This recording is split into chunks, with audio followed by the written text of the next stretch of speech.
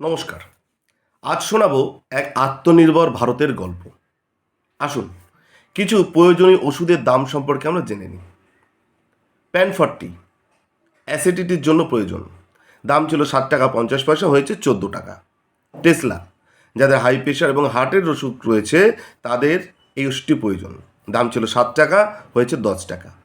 ওমেজ, অ্যাসিডিটির জন্য এই ওষুধটি প্রয়োজন, দাম ছিল 4 টাকা, হয়েছে 6 টাকা 40 পয়সা।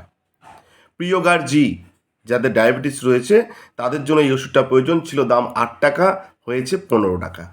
পাইরিজেসিক, যাদের জ্বর এবং ব্যথা এর জন্য এই ওষুধটা খাওয়া হয়, 2 টাকা 80 পয়সা দাম ছিল, এখন হয়েছে 3 টাকা 50 পয়সা।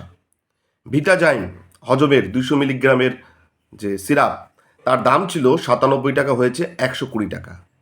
লিবোলিন ইনহেলার, শ্বাসকষ্ট যাদের রয়েছে তাদের এটা প্রয়োজন, দাম ছিল 190 টাকা, হয়েছে 256 টাকা।